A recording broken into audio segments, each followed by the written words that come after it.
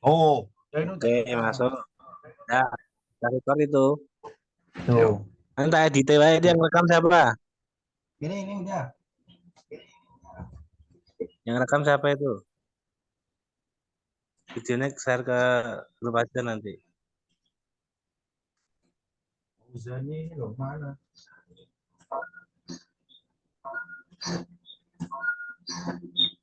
Tapi semuanya ada 4.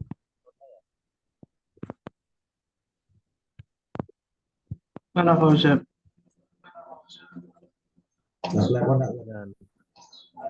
Masih hubungi mas.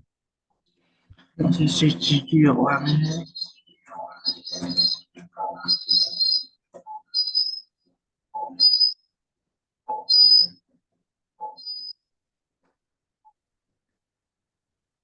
Foto ketujuh, tinggal lagi.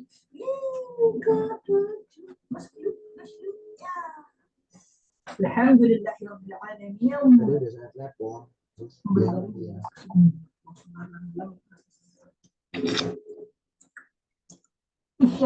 Isya itu yang benar kemarin Pak. Isya pakai ini enggak? Isya bukan Isya. Isya. Isya ya. Ahmad Fauzan. Apa yang benar? Iya, Isya benar. Hah? Benar Isya. Salah. Tetap salah coy. Tetap apa ini bu? Salah. Iya, si Alvina mengecat aku coy. Apa? Bisa ditukan, Masya Allah ya Allah. Izin ikutin IG-nya ya itu boleh. Ini udah direkam. Ini udah direkam. Kat.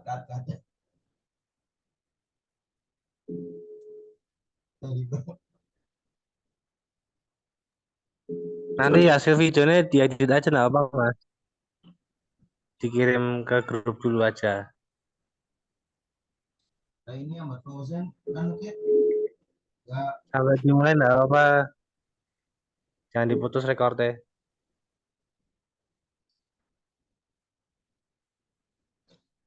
Oh, centang satu loh orang yang kerja orang.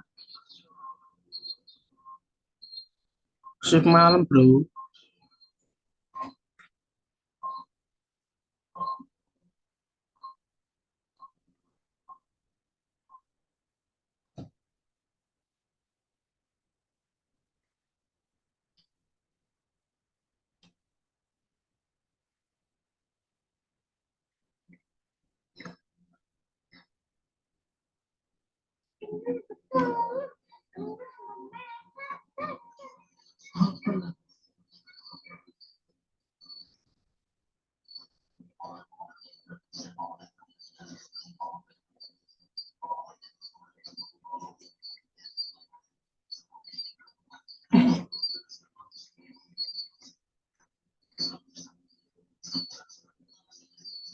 Insya Allah berizin. Izinnya enggak. IG-nya bukan IG kok coy. IG-nya komunitasnya.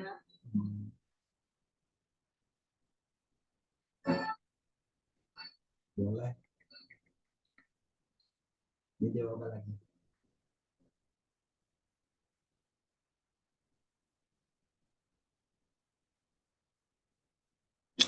Ini Fauzan ini susah ini suwe ini. Mau ditinggal aja apa bang? Susah. Wah.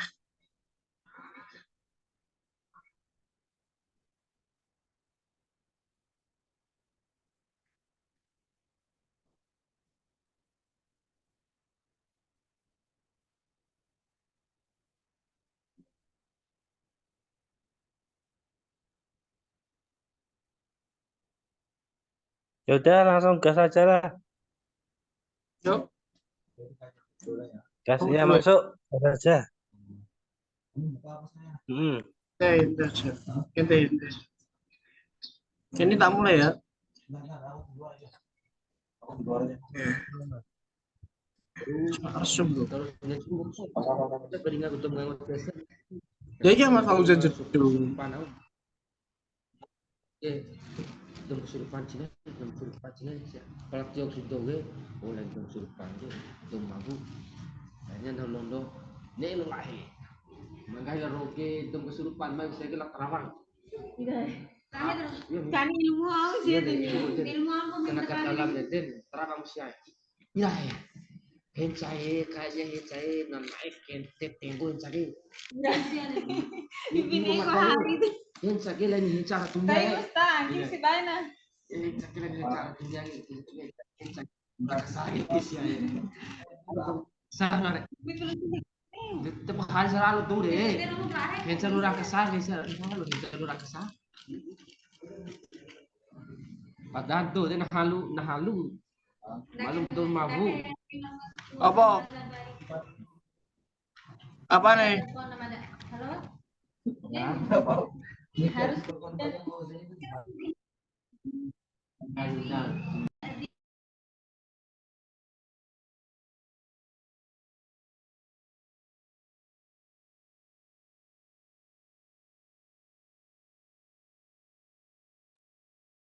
Baik teman-teman, apakah kita mulai?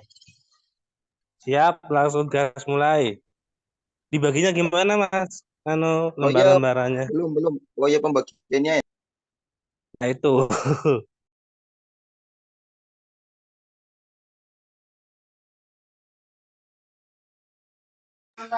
Sik Mas, ini lagi dibagi sama si Am. WA aja Am.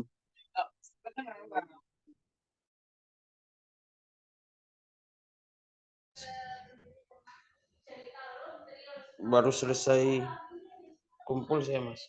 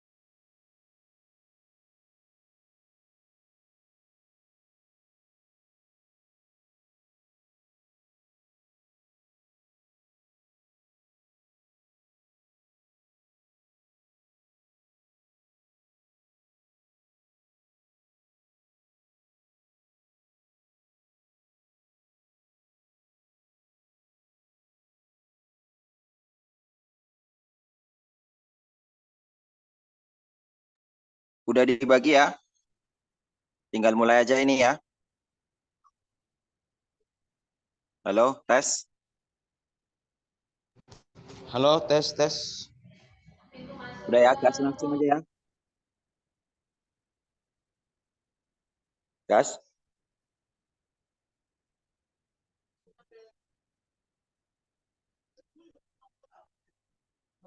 Mana Am? Udah mulai Am. Dengaran ya? Oke, Langsung aja gas. aja ya. PPT-nya, PPT-nya. PPT-nya udah Ana share di grup, Bang.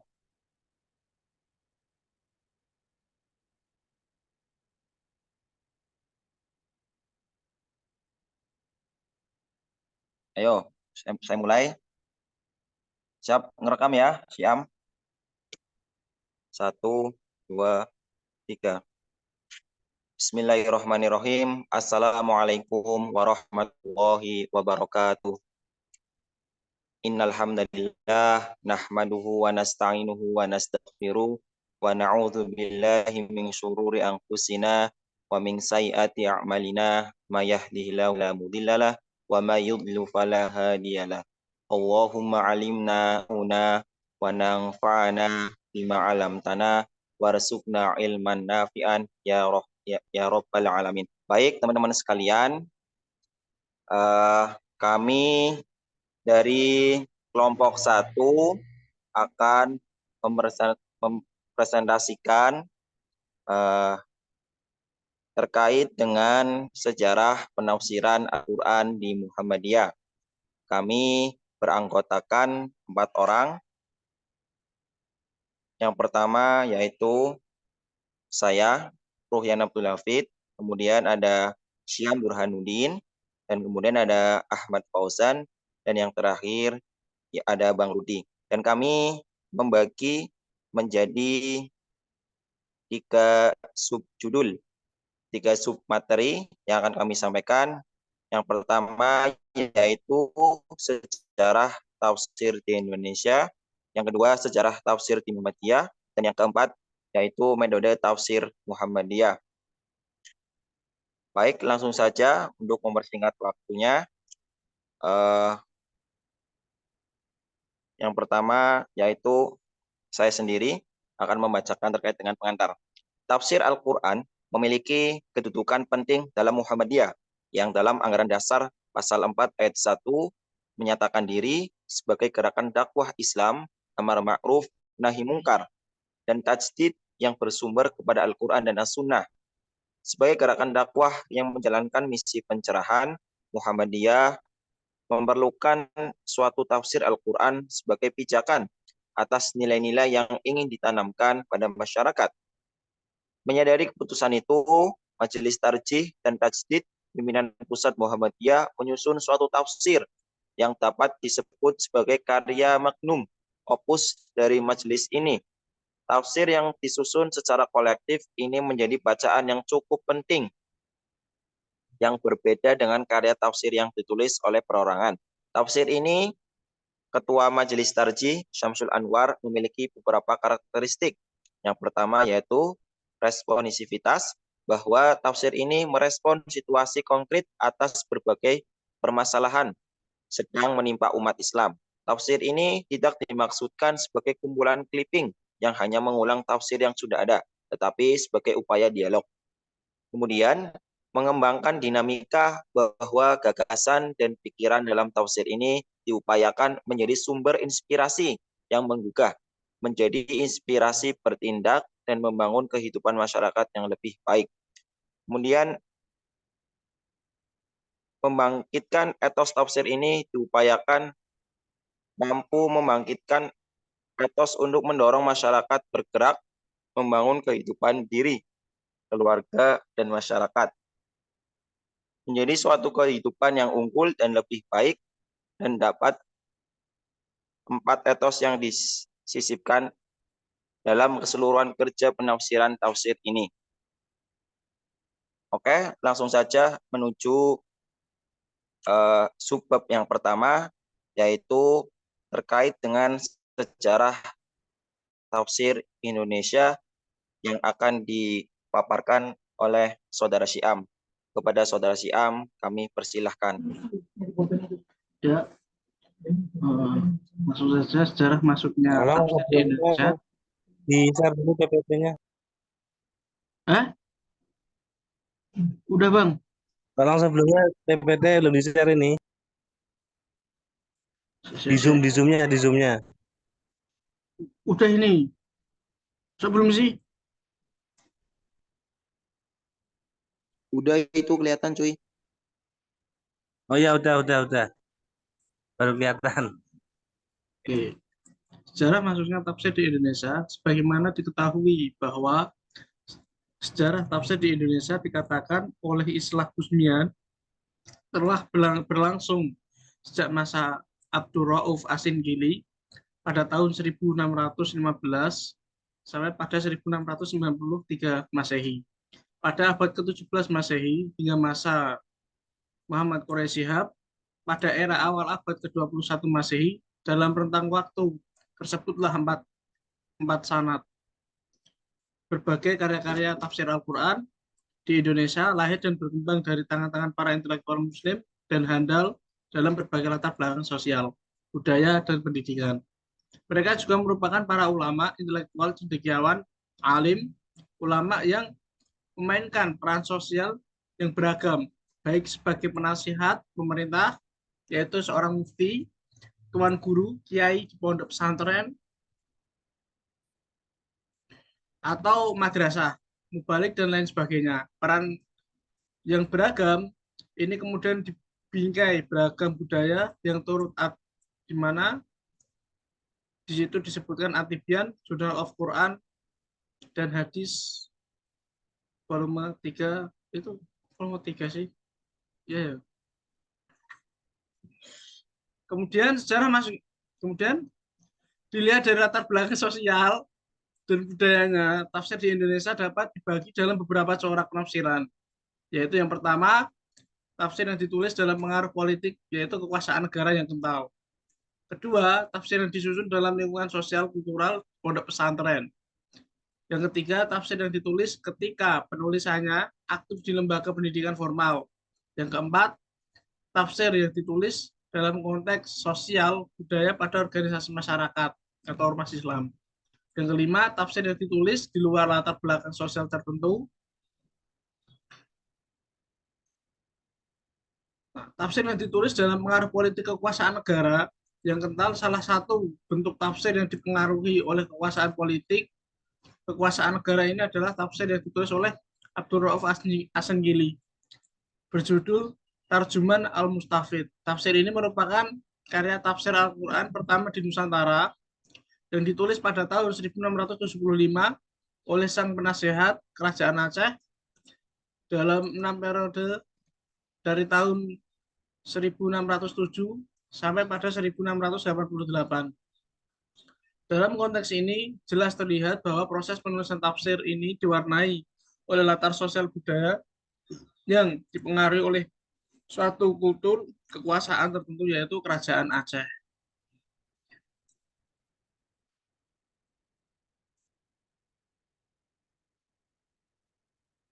Ya, baik. Terima kasih kepada Saudara Syiam yang telah memaparkan bab terkait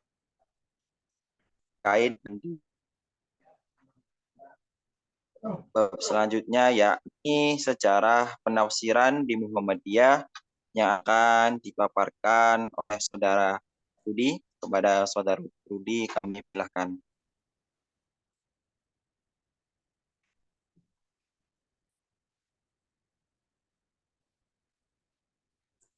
Baik, terkait sejarah penafsiran di Muhammadiyah, itu berawal mula dari penafsiran yang dilakukan oleh Kiai Haji Ahmad Dahlan. Inilah kemudian Muhammadiyah. Bisa diturunkan, Mas? Ulangi. Sejarah penafsiran di Muhammadiyah berawal mula dari penafsiran yang dilakukan oleh Kiai Haji Ahmad Dahlan. Inilah kemudian Muhammadiyah dikenal sebagai ormas Islam yang konsen atau berfokus gerak pada bidang filantropi. Kemudian usaha penafsiran dalam menafsirkan Al-Quran di Muhammadiyah yang terwujud dalam bentuk kitab tafsir baru muncul pada tahun 1924 dengan ditemukannya tafsir Al-Quran beraksara Hana Caraka. Kemudian disusulkan dengan terbitannya di pada koran dan waratan tafsir Al-Asr pada tahun Al-Quran Juz ke pada tahun 1930. Tafsir tematik Al-Quran tentang hubungan sosial antar umat beragama yang dirilis atau dipublish tahun 2000 dan terbaru yakni pada tahun 2016 yaitu Tafsir At-Tanwir Jilid 1. Tafsir At-Tanwir sendiri dikaji pada tahun 2017 oleh Pak Samsul Hidayat dengan judul Tafsir Jama'i untuk Pencerahan Umat. Telaah Tafsir At-Tanwir, Majelis Tarjih dan Tajdid PP Muhammadiyah. Kajian tersebut yang dilakukan oleh Bapak Samsul Hidayat itu bertujuan untuk melihat posisi Tafsir At-Tanwir dalam peta kajian Tafsir Al-Quran di Indonesia pada masa kini. Lanjut.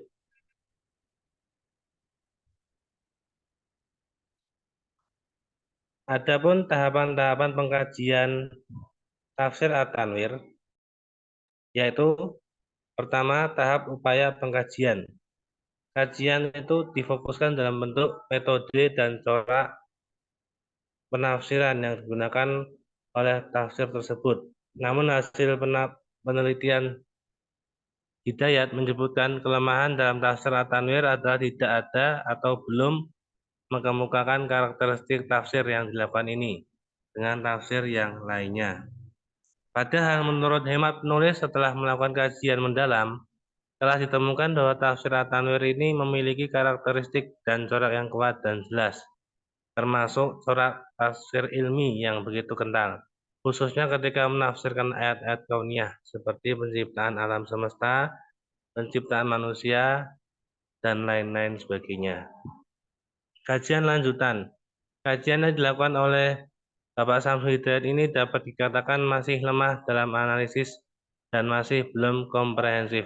Penelitian selanjutnya yang lebih komprehensif dilakukan pada tahun 2018 oleh Indal Abror dan Muhammad Nuruddin Zuhdi dengan judul Tafsir Al-Quran Berkemajuan, Exploring Methodological Constellation and Contextualization of Tafsir At-Tanwir by tim Majelis Tarjih dan Tajdid PP Muhammadiyah. Bersumber pada Tafsir At-Tanwir Muhammadiyah, teks, konteks, dan integrasi ilmu pengetahuan. Oke. Ya, baik. Terima kasih kepada Bang Rudi yang telah memaparkan terkait dengan sejarah penafsiran di Muhammadiyah. Kemudian bab selanjutnya terkait dengan metode tafsir Muhammadiyah yang akan dipaparkan oleh Saudara Fauzan. Saudara Fauzan udah ada? Ya, baik. Bismillahirrahmanirrahim. Tentang metode tafsir Muhammadiyah. Metode tafsir yang dimaksud di sini adalah suatu perangkat dan tata kerja yang digunakan dalam proses penafsiran Al-Quran. Perangkat kerja ini secara teoritik menyangkut dua aspek penting. Yang pertama, aspek teks dengan problem semiotik dan semantiknya. Kedua, aspek konteks di dalam teks yang merepresentasikan ruang-ruang sosial budaya yang ragam saat teks itu muncul. Selain dua aspek ini, seperti yang terjadi dalam hermeneutik Al-Quran tradisional, wilayah juga merupakan satu variabel yang digunakan untuk menjelaskan makna teks. Ada dua arah penting yang secara metodologis bisa dipetakan dalam melihat kerja metodologi yang dipakai, yaitu tafsir riwayat dan tafsir pemikiran. Dari dua arah metodologi ini lalu akan dilihat proses perkembangan selanjutnya, terutama pada bagian metode tafsir pemikiran. Sebagai variabel penting dalam proses penafsiran Al-Quran, metode tafsir ini adalah menjelaskan suatu ayat sebagaimana dijelaskan oleh Nabi atau para sahabat. Ini dapat ditemukan dalam beberapa literatur tafsir klasik, misalnya tafsir At-Tabari, tafsir Al-Quran Al-Azim karya Ibnu Katsir. Tidak ada kesepahaman tentang batasan metode tafsir riwayat ini. Az-Zarqani misalnya mendefinisikan sebagai tafsir yang diberikan oleh ayat Al-Quran, sunnah Nabi, dan para sahabat. Dalam batasan ini ia jelas tidak memasukkan tafsir yang dilakukan oleh para tabi'in. Kesimpulannya, sejarah penafsiran Muhammadiyah mencerminkan pendekatan progresif dan kontekstual terhadap pemahaman teks Al-Quran suci, ayat suci Al-Quran. Muhammadiyah telah mengadopsi pendekatan yang memadukan tradisi Islam dengan pemahaman kontemporer, memungkinkan penafsiran Al-Quran yang relevan dengan zaman modern.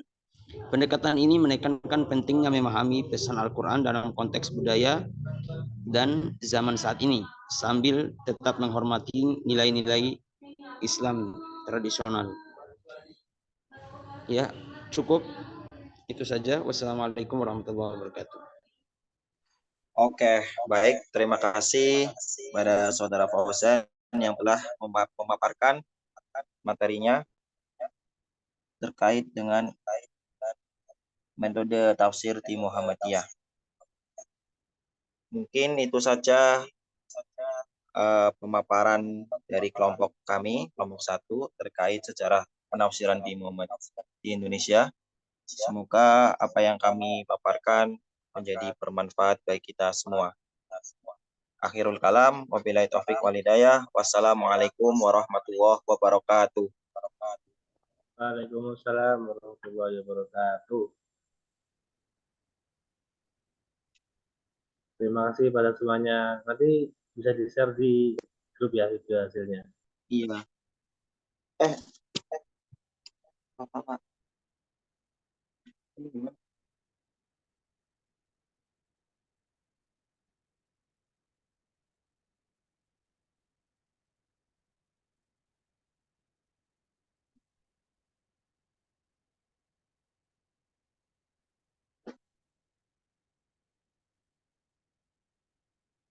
Ini anu cuy, running out tim. Ternyata Zoom-nya ada batasan waktunya.